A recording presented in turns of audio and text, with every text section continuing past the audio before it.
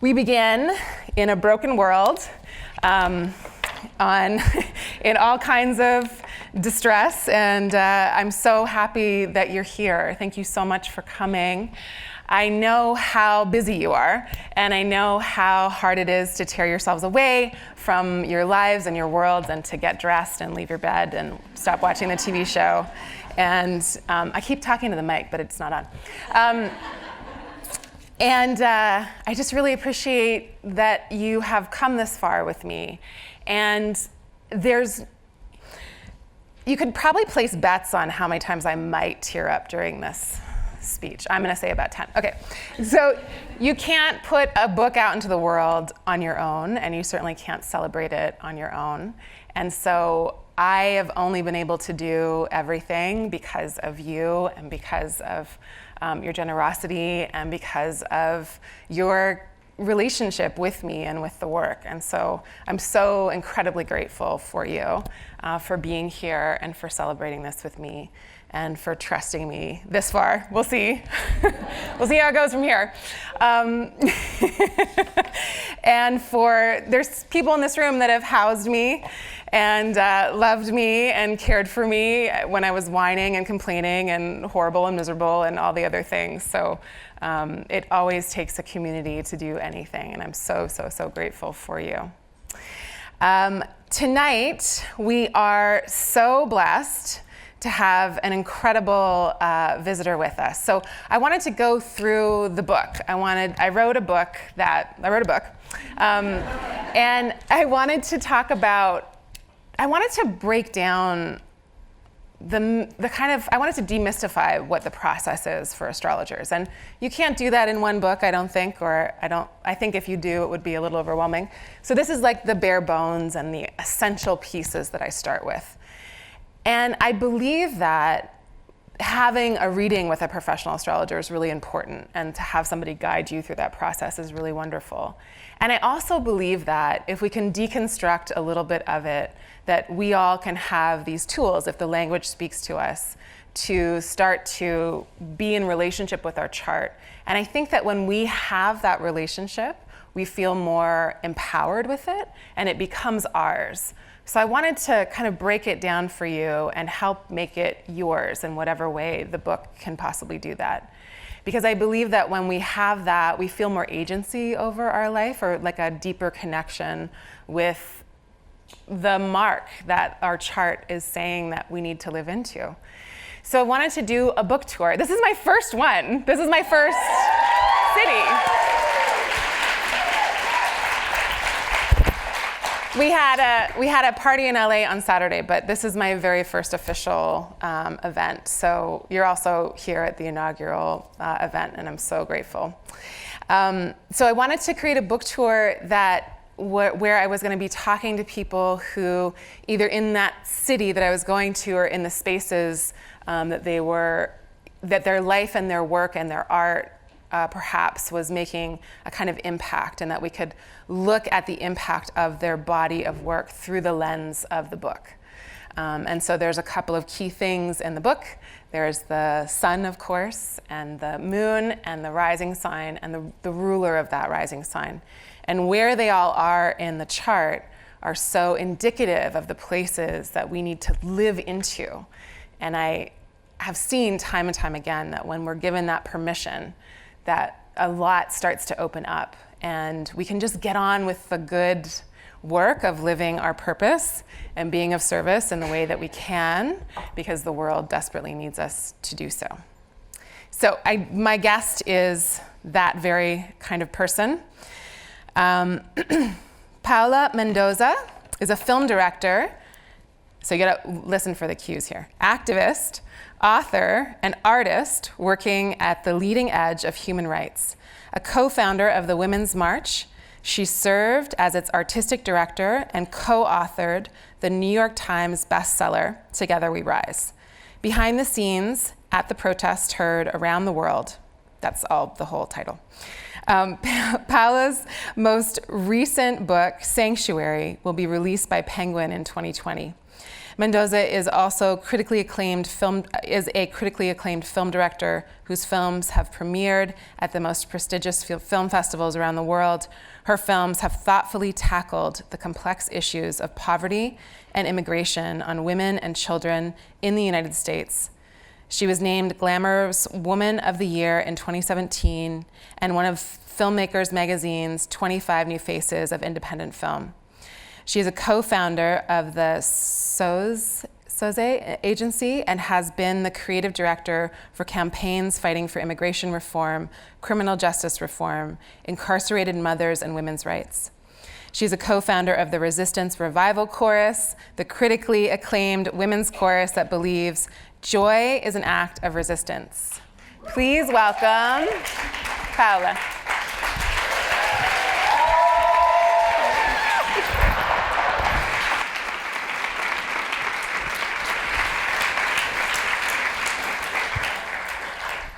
Wow.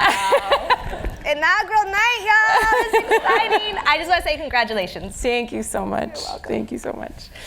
Okay, well, I've never done this before, and you've never done this before. I definitely have never done this before. Okay. I love how do you the feel? tissue box for I know. us. I got a little bit of a cold today.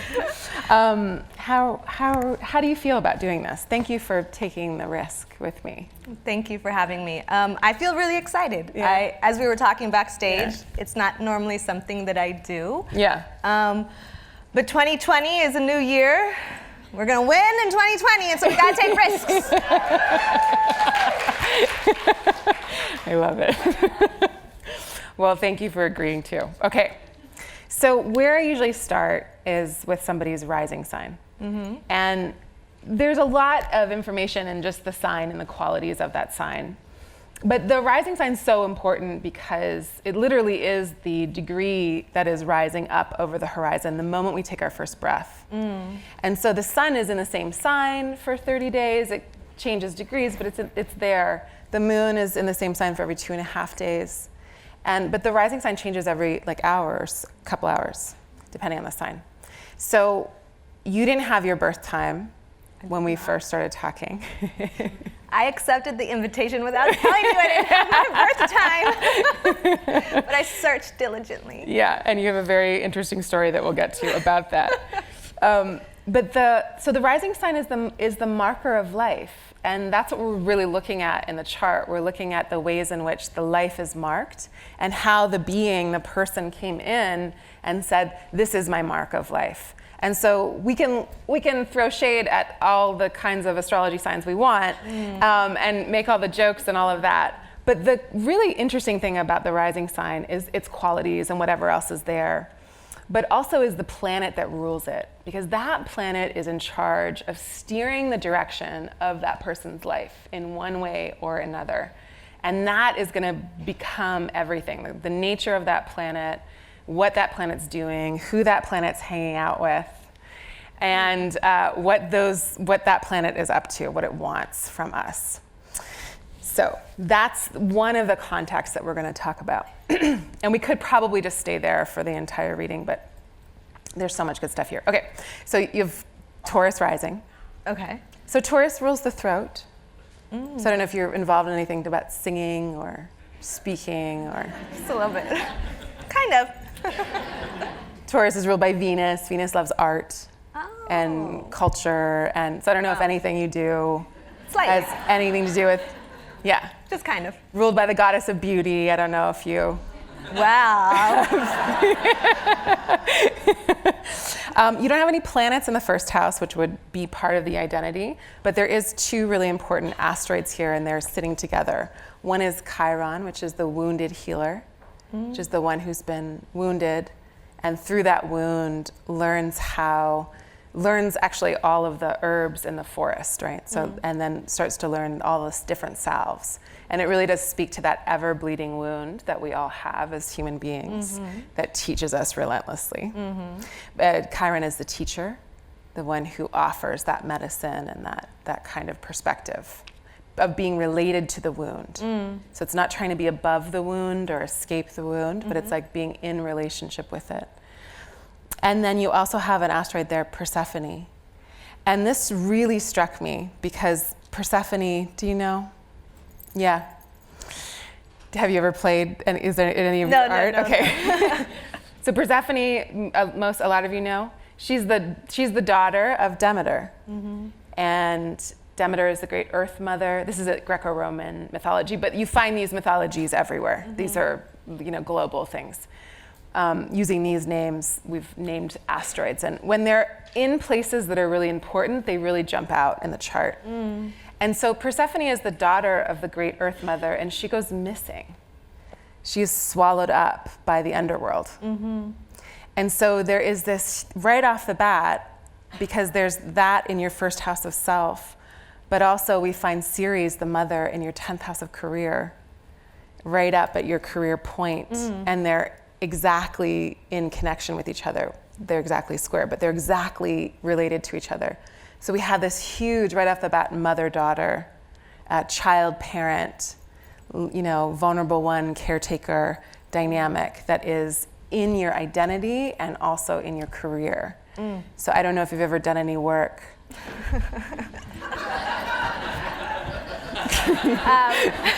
about children and...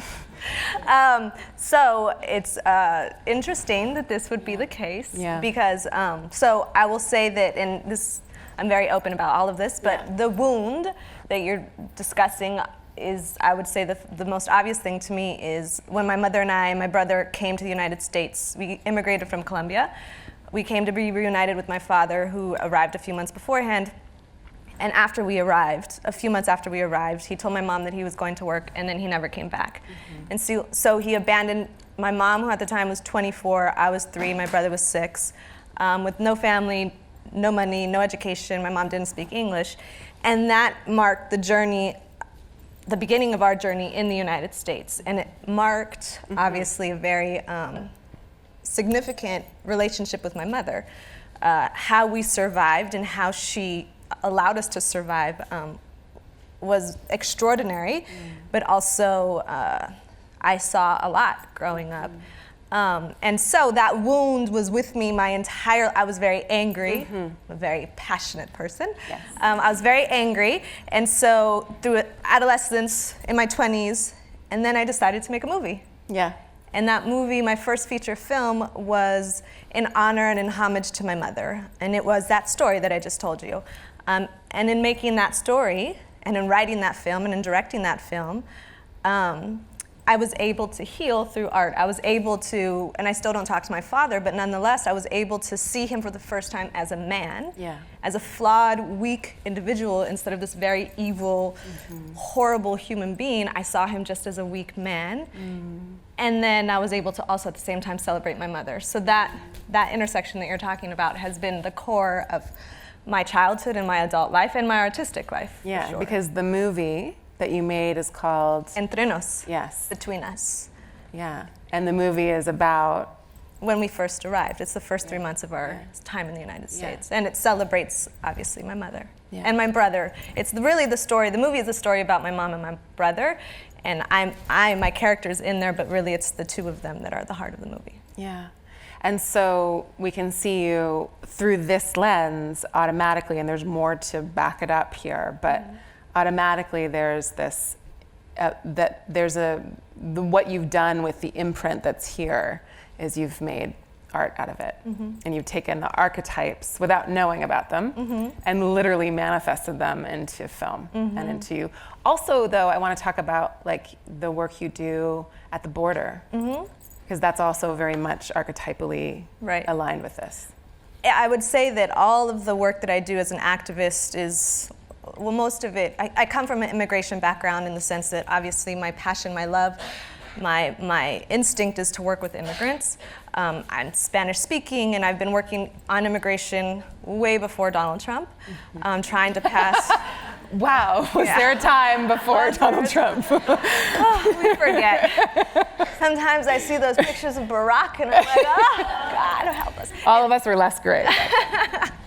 And so my calling is to immigrants in this moment in time specifically because they are so under attack, and even more specifically, to be redundant, is women and children, mothers and children. And so whether I'm going to tell stories of families on the caravan, which I followed the caravan for quite a few times, for a very long time in Mexico and in Tijuana.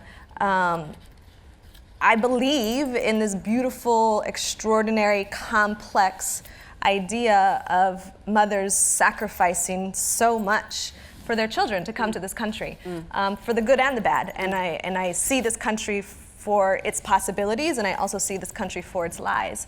But at the end of the day, those are the stories that I choose to highlight and to celebrate as an activist and as a storyteller, is women, children, and immigrants. Yes. So I'm going to switch gears. Usually I would go to the ruler of the ascendant next, because that will tell us the direction of the life that this chart wants to go in. And it's a very important one. But I just want to take a little detour, because your moon. Okay. Your moon is in the 4th house. So I'm just going to read a little excerpt about what the book says. So it's not even me. Hold on, I'm this old. Moon in the 4th house. The 4th house is the house of home, family. Let me just say, before I start, wherever the moon is in the chart, it's where the life purpose needs to be lived out in an everyday way, through our everyday actions and through our most like common practices. Where the moon is the most local planet to us. It is our neighbor. It is about neighborhoods. It's about communication. It's the body.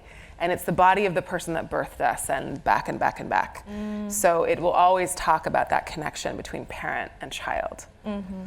And so your moon is in the 4th house. The moon in the 4th house. The 4th house is the house of home, family, caretakers, parents, grandparents. The 4th house is the foundation of our lives, the beginning and endings of all things. With your moon in the 4th house, you need to live out your life's purpose by creating a foundation for your life. The family that you come from may or may not be a place of refuge for you, but creating such a space is of paramount importance. Since both the moon and the 4th house are interested in and oriented toward our history and the past, you may be particularly skilled at studying or understanding ancestry, origin stories, and history.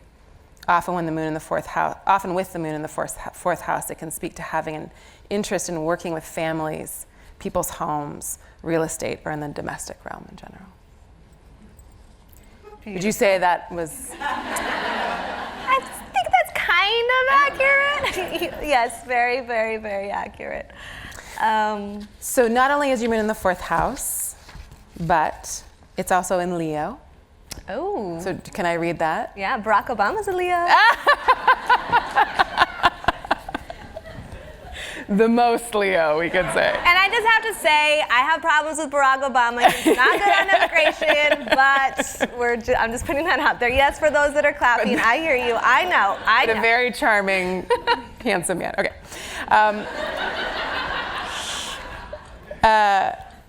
Moon in Leo. The moon in Leo needs attention, applause, appreciation, and acknowledgement in its daily life and experience. It needs to express itself creatively and take inspired action.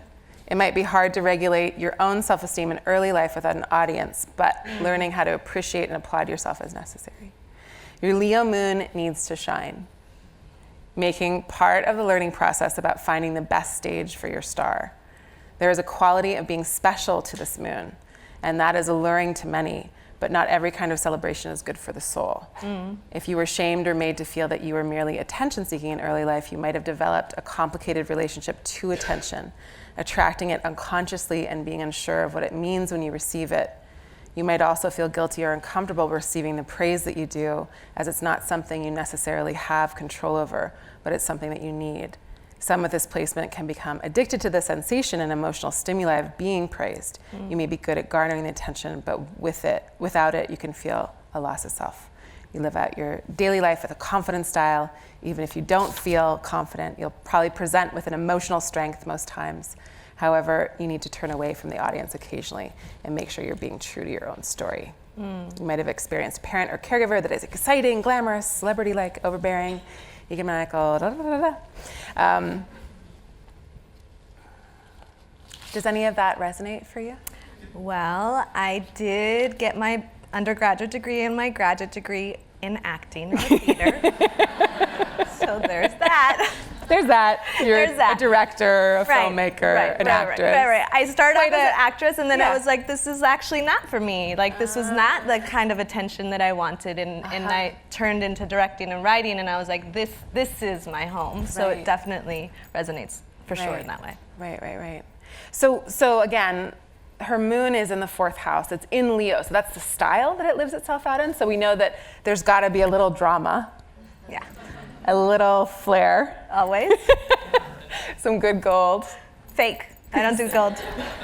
Because it's Leo. As long as it's shiny, it doesn't matter. Yeah. The Leo needs that shine. That's why she liked my ring. But it's in the 4th house of home and family. And so we know that it's a combination of those things. And so you have spoken in a lot of your work that we can just kind of read online and look at your work, but we also spoke backstage about how important your mom is. And so that rootedness and that connectedness, and then how you also bring that out into the world and work with a lot of different family situations. Yeah. Your moon is sitting next to 2 things. One is Lilith. Do you know Lilith? I do. And one is Jupiter. Okay. So the Jupiter thing is a real, whenever you see Jupiter next to a planet, especially like the sun or the moon, it's a huge bonus. And we know that there's an incredible wealth there, or there is a wealth there. And so while there's stuff we're going to talk about that we know is like hard, and the wound we started with, and we talked about the loss of whatever it was, that you work a lot with the loss of families and loss of family structure, we can see how much you love your mom, and that the connection there and the wealth there, that deep wealth of the family and the foundation. But with Lilith there, I think it's so fascinating about the story that you tell in the movie, because Lilith is I don't go into the asteroids in the book, just sorry about that. But the asteroids in your chart were so good, I wanted to bring them in, because did most people know who Lilith is? She's the first wife of Adam in the Midrash, and like from way back. So she misbehaved a lot. She wanted to have sex on top. She wanted to be on top during sex, and Adam was like, you can't. And she was like, why? And he was like, because you're beneath me. And she was like, I don't think so. Who made these rules? And then, her and God and Adam got into it. And they were like, no, you're below him. And she was like, I can't stay here. This is ridiculous. So she left. She fled the Garden of Eden, and she was like, I'm going to go live in a cave and meditate and kill everybody's babies. That's just a side thing. So she was mad, She felt rejected. Yeah. She was so rejected. She, talon feet, hairy legs, like wings, so she's the screech owl. So in Hebrew, Lila is night. So Lilith, it's the same root word. And so she is the howling. Wow. And she is the wind, and she is the voice of the anguish that has been inflicted via the patriarchy on those that she has no home. So she's kicked out. She leaves of her own accord, but she can't stay there. And this is the what we might call the dark goddess, or the goddess of the earth, the goddess of fertility, the goddess of like that deep chthonic stuff. And so she becomes the repository for everybody's fear and hatred and shame. And she gets blamed for everything. And still she refuses to bow down and to beg. She just like digs in deeper. So she's that part of us that is wild and untamable and cannot be, she's the wind, but she's also the howl. And so that is right next to your moon. And so the wildness that you talked about in your teenagehood. Yeah. You want to talk about that? No, I'm kidding, you don't have to. You don't have to. But also the characters in your story, that there's that image of the the mother and the children going out. They've been cast out, right? Mm-hmm. So Lilith casts herself out. I do believe Lilith comes back as the snake in the tree and is like, hey, Eve, like, it's not gonna happen here. Like, get out of here. Yeah, like you need to think and get out. Like, this is the tree of knowledge. Eat and let's go.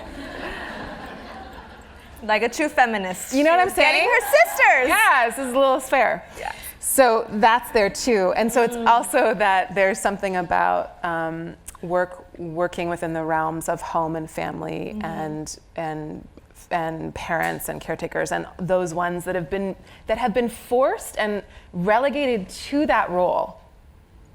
Lilith didn't start out that way. Right. She didn't start out killing babies. Right. Sorry. But she didn't start out being a demon, you know, like that's what she turns into. That's what they turn her myth into. And she is she's how I think people made sense of that baby just died. And so she is also connected to that deep sorrow of the unreasonable, untenable death of children, either by natural means or otherwise. And so that's also that howling, that grief, it's all wrapped up in her myth. And so that's all there wanting to be lived out with Jupiter, which gives you just this incredible, it's kind of like a protection and an ability to take that from what you come and do something with it in the world. So if I'm understanding you correctly, there's this wildness that stems from wanting to do the thing that I want to do and needing to be independent and needing to make sure that I am forging my own path. Yeah. And sometimes like how much do you like being told what lines to stay in? I like being told nothing. Don't come and tell me anything. No, not so bad. But no, I do I clearly remember I always wrote in my diary from the age of 10, quite literally, I was writing in my diary, I just want to live by myself. I don't want anyone to be able to tell me what to do. I want to live my own life at 10. And because of my crazy wildness, my mother, bless her heart, and she literally saved my life because my life I would have ended up dead in jail or on drugs. She sent me at the age of 14. She told me on Friday, I'm sending you back to Colombia and you're going back on Monday. And at that point I was running away a lot. So she took all of my shoes, which was very brilliant, and I highly recommend any parent to do that to their teenager if they're running away, because I had no shoes and I couldn't go anywhere. And then she posted up in my bedroom on Saturday and Sunday and then took me to the airport and put me into the plane. And then I was gone in Colombia for 3 years. Wow. But that totally changed my life. But I know, and my mom and I talk about it now, she knew sending me away at 14, though it was the right thing for me at that time, she was losing her daughter in the sense that when I came back, whenever I came back, she was not going to be able to tell me what to do because I was now finally independent. Right. And I went to go live with a crazy, wacky aunt in Colombia that just let me do whatever I wanted for 3.5 years, and it was a wild fucking life. Your Lilith got to live down there. Oh my God, did she get to live? But that part of you, her knowing that she was losing you and you were going to come back different, is very much that Demeter-Persephone myth, because Persephone gets abducted in post-patriarchal myths, and pre-patriarchal she descends of her own accord. But she goes down and she becomes the queen of the underworld, and so she gains her own sense of selfhood. And when she comes back, she's no longer Kore. She starts out as her name is Kore, K-O-R-E. She comes back as Persephone. So Persephone is actually the name of her as queen of her own domain. And in that journey, the mother has to go on her own journey of self-discovery and her own journey of individuation. And then they can reunite. And when they reunite, it's the part of the myth I didn't say is that when she goes underground, her mother is so grief-stricken that she's like, none of you will eat. And so it's winter. It's the myth of winter. And then when her daughter comes back, it's spring. And she's happy and they rejoice. But they're different. Yeah. They're grown. They're both adults. Okay. So maybe? Maybe. Okay. I think you might be onto something. Maybe. So let's go back to the ruler of the ascendant. So the ruler of Taurus is? Thank you. So Venus is the when she was Inanna, she was the queen of heaven and earth. She is the great goddess. So beauty, sex, art, culture, all of the pleasures of life is what Venus is about. Adornment is what Venus is about. You have Venus in the sign opposite from what it likes to be in. So it loves to be in Taurus. You have Venus in Scorpio. So I want you to tell me what did people say about you being intense again? Just wondering. So often people think that I'm angry when I'm working, and I'm not angry. I'm just very intense. Like I'm intense. I work in really difficult things, and so I'm very intense when I work. And I'm not a yeller. I don't yell at people. I've only yelled at one person one time ever, and he fucking deserved it. He did. He did. Tad. Whatever. So, but yeah, they think that I'm angry often, and I'm not. Venus in Scorpio. Venus in Scorpio is famous for desiring intense connections that few can appreciate the depths of. With Venus in Scorpio as ruler of your ascendant, part of your life's direction might be about experiencing these kinds of emotional embroilments or learning to channel the obsessive desire this placement signifies into your creative projects and partnerships. This placement doesn't do small talk, and as ruler of your ascendant, it steers your life towards activities that are investigative, deep, penetrating, and transformative. Venus in Scorpio can represent an experience of your gender in ways opposite to the expectations that the world has of it. You may have an innate understanding of the suffering that the gender binary or gender-based violence creates, and this may feature in your work and activism in the world. You're good. When you're, it's just the book.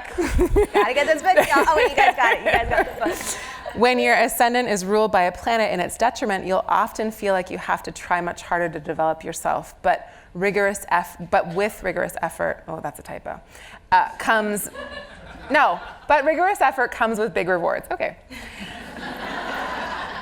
If you have Venus in its detriment, notice what it has forced you to develop within yourself in all aspects of love and connection. Does that resonate? Yes, very much so. So your Venus is in the 7th house of partnerships. I didn't pull out that section, but there's also a section of like, this is where your life is steered towards. And so we know that the goddess of connection, the planet of connection and relationships steers the ship of your life. It's in the 7th house of relationships. So there's the personal romantic piece, but then there's also, which is obviously very important, but then there's also the professional partnerships that then become so important in the life. And can I just say that Venus is sitting conjunct Uranus. Uranus is a planet of upheaval and rebellion and change and disruption. It is loud, it is chaotic, it does not abide by tradition if the tradition has no relevance anymore, or if it's archaic or violent in some way. So it's what we need in 2020. But in your life, Yes. Venus is also, the symbol for women. And I extend it to all kind of femme energy. But have you ever been in partnership with other women that were rebellious and chaotic and wanted to disrupt things? Yeah, slightly. There was this time in 2016 after this horrible night where we were supposed to have a woman president and we got a fucking orange Cheeto instead. And so a group of women came together and did all those things that you suggest. And they are my sisters. Some of them are here tonight. Yay! Sarah Sophie's here, I think. There she goes. So yeah, and honestly, organizing the Women's March changed my life in so many ways. But it really created this really beautiful, deep sisterhood, that the sisterhood exists in conflict and exists in deep love and deep respect. But I do know that the 25, 30 women that I organized with every single day at that time and post the Women's March, for me personally for about 6 months, I can call them up at any moment in time, no matter what has happened. between us individually or as an organization, and they will be there for me because there is this thing that we helped create and we sacrificed so much for. Yeah, yeah. So the life is steered in that direction, and I think what you were alluding to before is that before your mom disrupted something else, there was that you were living out that chaotic, rebellious thing in a very different way. And so she did the Demeter and helped to release you. And where did you first find activism, or where did you first find your way of being an activist? That's a good question that actually I've been asked a lot, in that I remember a very specific moment in Colombia. I was 17 that as a teenager kind of made me look outside of myself because I was so angry. I was constantly like internalizing all of these things, and there was in Colombia at that time, it was in the 90s, it was very, very dangerous. It was Pablo Escobar was still around, and poverty was the way it was very extensive. Point is that I was walking to get on a bus, and this mother and a grandmother were walking in the street, and they were indigenous women who you don't normally see in Bogota, which is where I'm from. And she came up to me in her broken Spanish, and she had a baby who's probably like a year old, and she was crying, and she was like, essentially, she said, "I need to get to a hospital, but they won't take my baby to the hospital. They won't accept my baby at the hospital. I need to get to the hospital." And I was 17, 16, and I honestly didn't even know where a hospital was. And she showed me the baby, and the baby most likely was dead already. And I didn't know what to do, so like I dug in my pockets and I gave her all my money that I had, which was probably like $25, so she could take a cab to go to the hospital. That moment was the first moment that I literally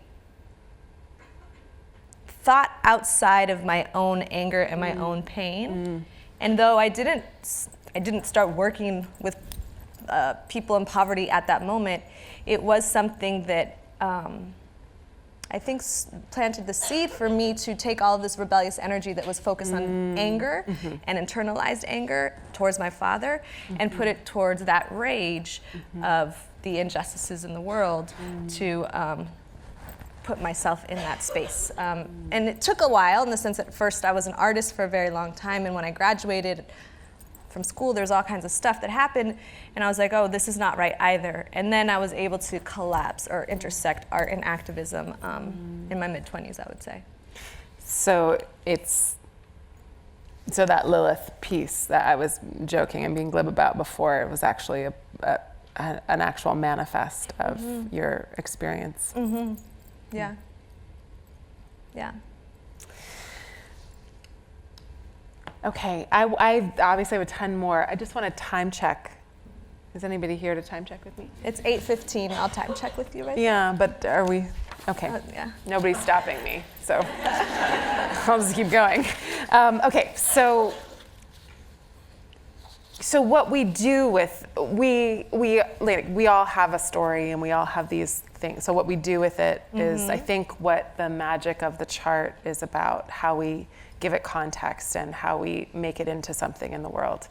And so your journey was, from that moment to now, was finding that, like, step by step, how to put your pain and your wildness and your need to disrupt into certain containers, and finding relationships that would help you to do that. Yeah, and I'll say also, like, the world. So the reason my mom sent me away at 14 was because I was gangbanging at 14 in LA. So I was, point is like I said, I was going to be dead, or in jail, or on drugs. And society itself also didn't know what to do with me either. So I was put in, at the age of, when I was in the 6th grade, quite literally the school to prison pipeline. And it was only because my mother was able to pull me out, because she had the luxury, because we were not here undocumented, so she could send me back to Colombia, and I had family still in Colombia, that I was able to get out of that system that society had put me into, because I, when they looked at my name, it said Paola Mendoza, they saw something and thought, oh, this girl, she's this, she's that, she's this. We're going to put her in this school, in this self-contained classroom. We're going to give her a parole officer. She's going to go to juvie. That was just a thing, regardless of the fact that though I was wild and unpredictable and disrespectful to my teachers, I always had straight A's. Like I was very smart for that. So my point to all of this is that there is these things that also society puts us into, it takes our personality traits and puts us into specific places on top of obviously our physical experiences, our physical presentation, our gender, and our class. And so sometimes it's just luck that allows us to break free from that. And in my case, and I'm very lucky, I was given a space to not have to dampen who I was, but I was able to find an outlet that allowed me to celebrate who I was and do well with the qualities that were best for me. Right. And so if I was sitting with your parents when you were born, or the parents of a child with this chart, I'd be like, please don't try to dampen this.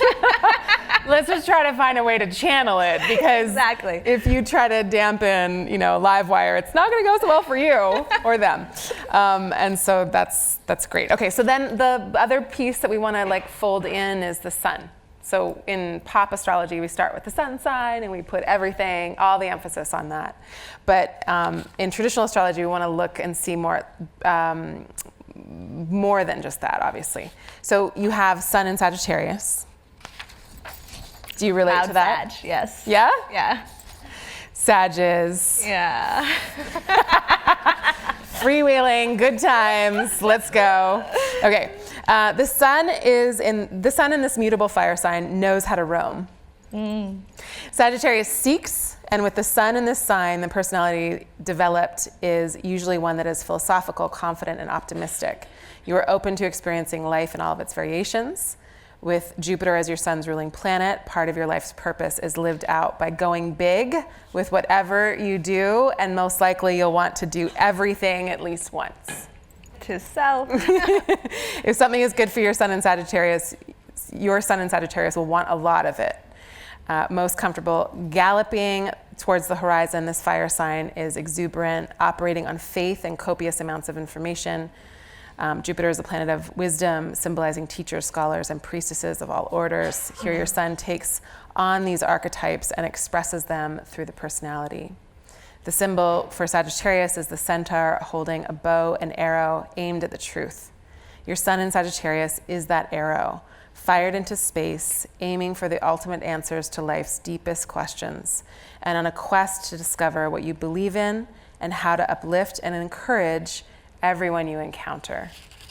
Have you ever done anything that's trying to uplift and?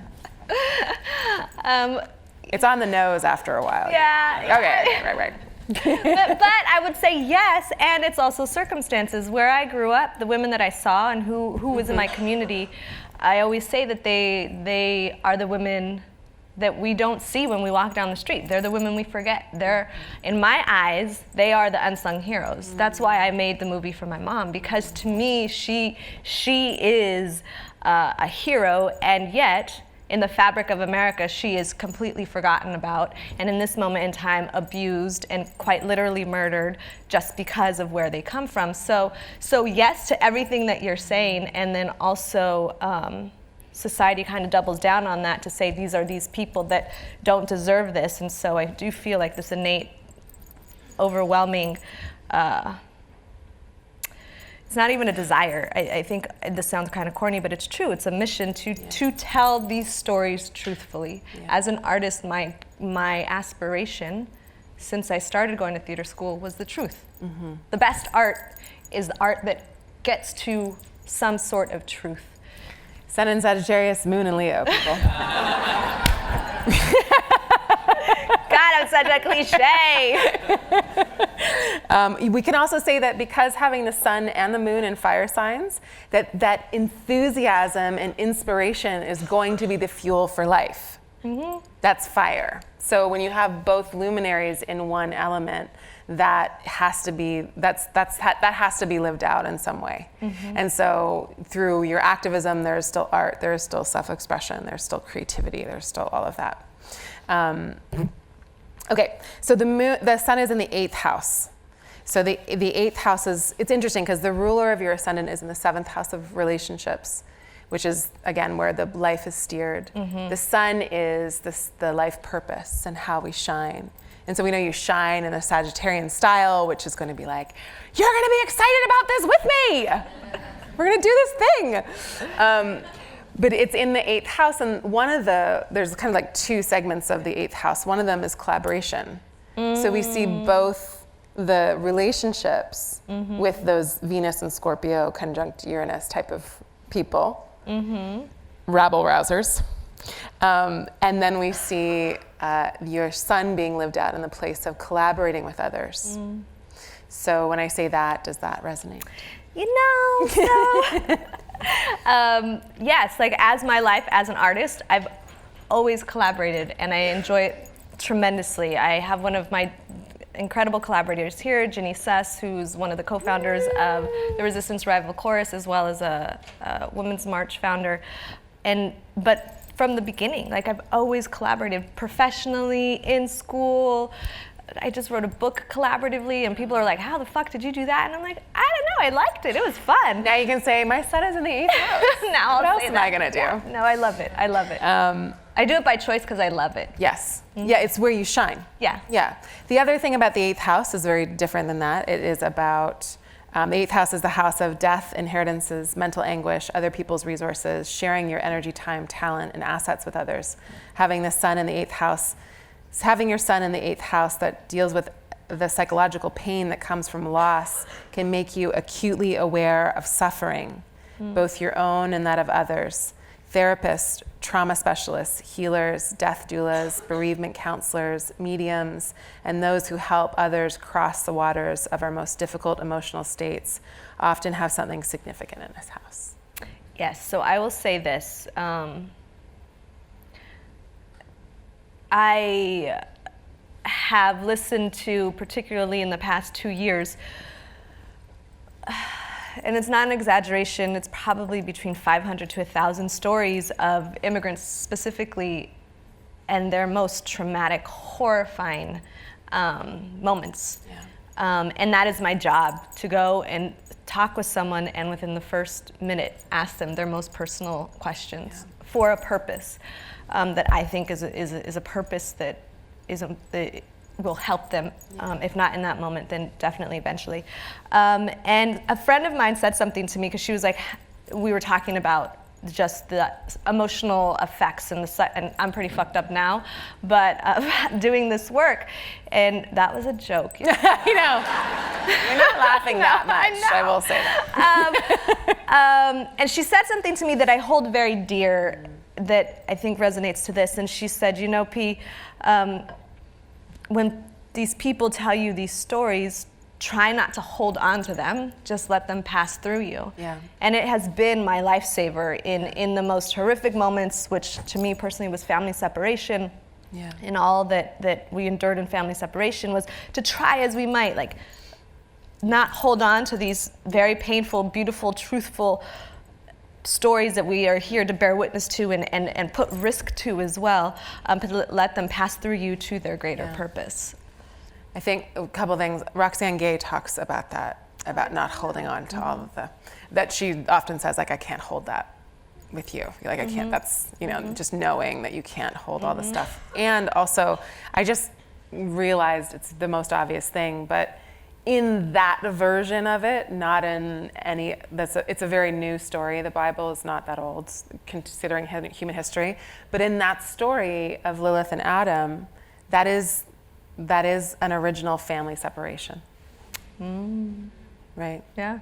She removes herself, but that is supposed to be the original family. And it's a separation. And so that mark is there with your moon and has to be in some way given context and meaning in your life. And I just want to say, like, that what you said, and I've heard you speak about that before, is that your sun is like your being, your life purpose, and on one part to collaborate with others artistically and to inspire and all of that, but it is also to witness the most horrific parts of being human and not that you have to stay there or hold any of that, but that has been such a huge part of your life experience and work is clearly showing up in your chart. Much more to say. One other thing though, that you have the goddess Juno at your midheaven. The midheaven is a career point. It's that brightest part of the sky. And Juno she's related to June and brides and, June brides, all that patriarchal blah, blah, is from that. But before that, or if we go a little further back, she's the protectress of women. And so you have that mark on your career. I don't know if that resonates with you. Everything resonates.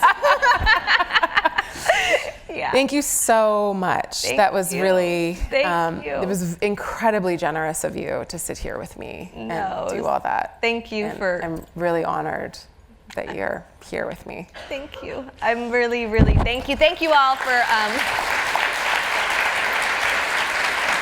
It's a lot. That's a very hot seat. You also wanted to ask me a question. You want to level this playing field? I do. Because... See, but I won. You were like, I'm going to turn it on. I tried to, but I just couldn't. It was too. I just needed to have the light on me for 1 minute. Damn it. No, so my question backstage, and then you started telling me, but I was like, no. Or you were like, let's talk about it on stage. As I was like talking to my girlfriends, I was like, oh, I'm going to go. This weird astrologer lady asked me to do gonna do a public reading. I was like, They were like, oh my God, can I go? And I got like all these texts from all these girls, friends that wanted to come, and they're all activists. And so I said, I was like, I've never in this activist space had so much consensus around loving one person.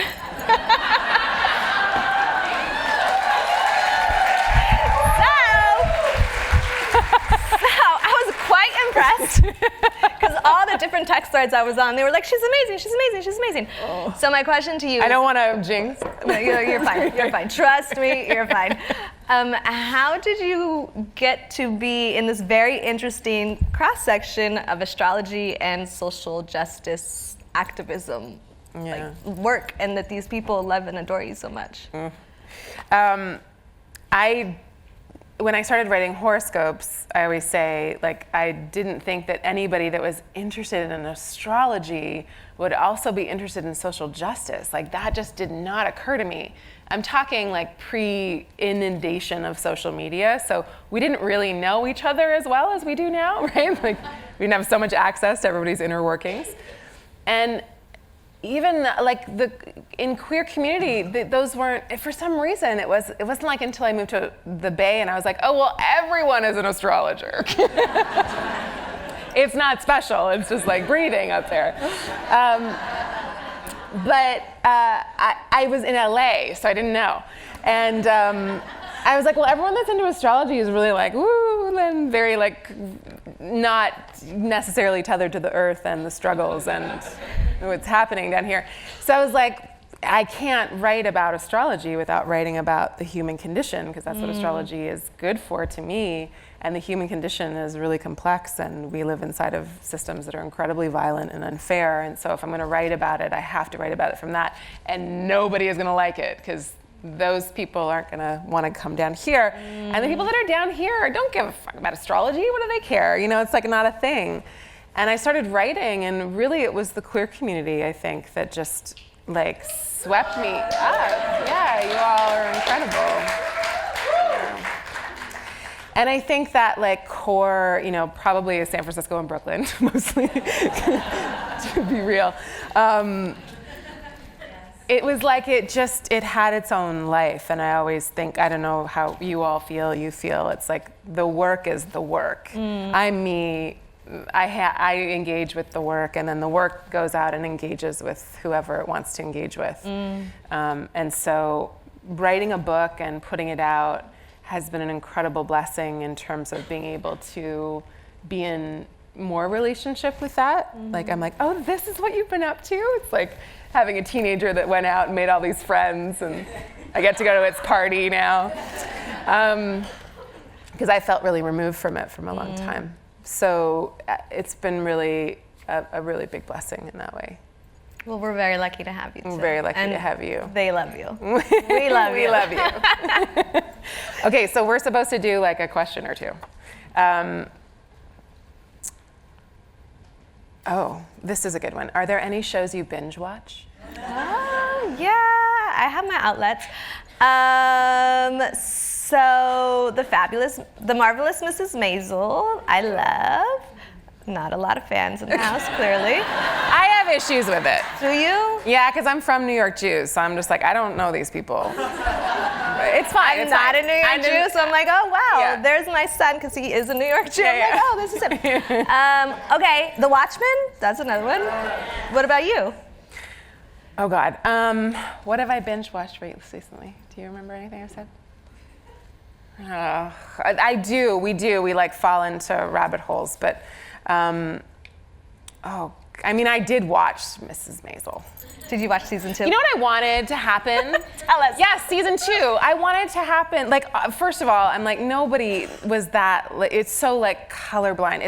I'm just like, that's not true, none of that. Anyways, and that I wanted it to transfer to the musician. I want it now to be about him. I got really uncomfortable when she outed him on it was stage. awful. I couldn't watch. So I turned it awful. off. I was like, It was it's so the awful. last scene of the season and I cannot watch But this. she got to pay for it. Did she? I don't know. I couldn't. Oh, you don't know. Sorry. I don't know. Spoiler No, alert. it doesn't matter. Okay. This is from Laura. Sorry, I was supposed to say the name. Okay, that had no name. Laura asks us, how do we reckon with stelliums? Oh, goodness. That's when you have a lot of planets in one sign. I don't know. It's very intense. I don't have that. But you have to. I don't know what it's like to live with that. But you have to, everything goes, so in my system, I have whole sign houses, so everything would be in one house. And so it means that, because every planet rules different parts of your life and rules different areas of your life and different signs. So everything would go back to that house.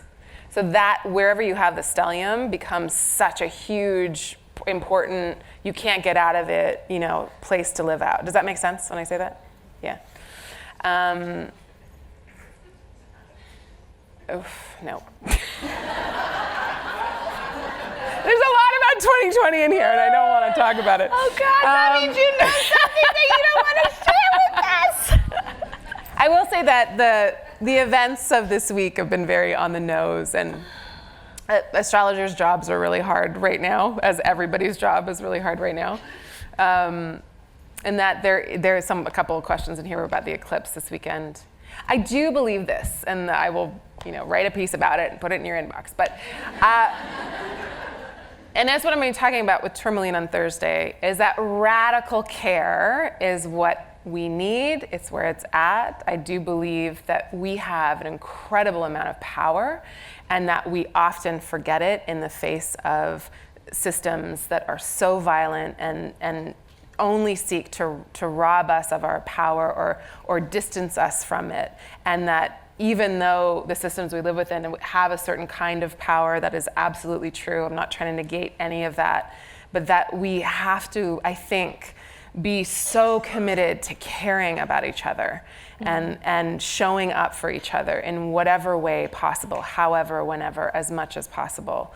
And that is, I think, the solution to the astrology of 2020, because it's very evil, and it's very, the forces that have been set free now are the antithesis of that. And so I think that in every possible way we can, to love each other and to love ourselves and to really, as radically as possible, show that everywhere, all the time.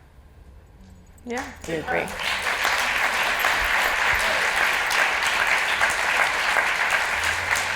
Okay. I think that concludes our talk. Thank you so much for coming.